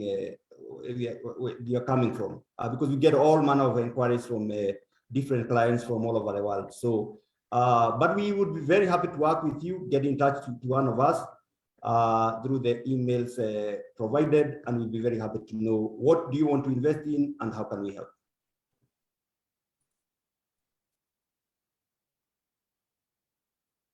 Jen. Thank you very much, Robert. Indeed, the Diaspora Banking team is at hand to assist you with all your investment and banking needs, as well as our customer service. Do reach out to us on the contact details projected on your screen, and we'll be glad to assist. Now we have exciting news for our Diaspora customers. As our group CEO alluded earlier on, we have developed a remittance solution that enables you to send funds back home. And we have a reward campaign that we'd like to launch. And this is a cashback campaign that will reward up to 5 customers who utilize our repayment HF money transfer solution to service their loan. And this campaign kicks off officially from the 5th of August, and we will have monthly draws every 5th of every month. The first 5 customers to repay their loan using the HF money transfer will get to be rewarded with cashback of up to 10,000 Kenya shillings. So we encourage our customers and our existing customers and even potential customers to utilize our HF money transfer for a chance to win. At this point in time, I would like to appreciate our participants who have stayed with us. We are sorry for extending the time. We've overrun the time, And at this point in time, I would like to invite our head of customer experience, Dorothy Jumba, to move a vote of thanks. Dorothy? Thank you so much, Jane. I want to take this opportunity to give a vote of thanks. I hope I'm audible and I'm visible as well. Yes. I would like to, first of all, start by just thanking God for enabling us to have been able to see this day and being able to attend this webinar. We do not take it for granted. Secondly, I would like to extend my gratitude to our esteemed panelists, our PS, State Department of Housing and Urban Development, Mr. Charles Hinga, the HF Group CEO, Mr. Robert Kibara, our agents in Diaspora, Mr. Tony Ngare and Mr. Kefas Matoke. Thank you so much. They have shared with us great insights into the subject of the day, emerging opportunities in the home market, and our customers and how our customers and our friends in the diaspora can be able to position themselves and actually plug into these great investment opportunities. We appreciate you for honoring our invite and taking time off your very busy schedules. And we saw how Mr. Hinga actually struggled and actually managed to get in. So we don't take that for granted. We thank you very much and for taking time to prepare and to deliver to the attendees such great presentations. Thank you very much. Thirdly, we'd want to appreciate the team that hosted. Want to appreciate Jennifer for hosting, Jane Imana for the great moderation, and the entire organizing committee that put long hours behind this just to make it a success. Thank you very much. We look forward to many more similar engagements in the future. Then last but definitely not least, I would really want to thank our esteemed customers who accepted our invite and extended it to their friends and their families, and their enthusiasm and participation. We've had a lot of participation and a very interactive session. We thank you so much for that. This event would not have been a success without you, and we're truly grateful that you're able to log in. We say asante sana. We appreciate your participation, your comments, your questions. We'll reach out to each and every one of you and share the presentation as well as the recording. And for any that had other questions that we were not able to answer during this session, be sure we shall reach out to you to be able to do that. We are committed to supporting you in the investment journey, and we truly look forward to indeed making your dreams possible. So feel free to share with your networks the recordings and the presentations we shall give you, and help a friend to be able to also embark on this journey together with you. So thank you very much and enjoy the rest of your day or your afternoon or your evening. Thank you. Thank you. Thank you very much, Dorothy. We have come to an end of a very interactive session. Thank you once more for staying with us. The recording will be available on our social media sites. Please feel free to visit and to reach out to us. We are happy to receive you and to serve you. Have a great day. Have a good evening, depending on where you are. We've come to the end of the webinar. Thank you very much. Thank you and have a good night. Thank you, Tony. Give me a call whenever you can. Thanks. Thank you and good night. Thank you. Or good day, depending on where you are. Kefas, share your phone number. Okay. Thank you.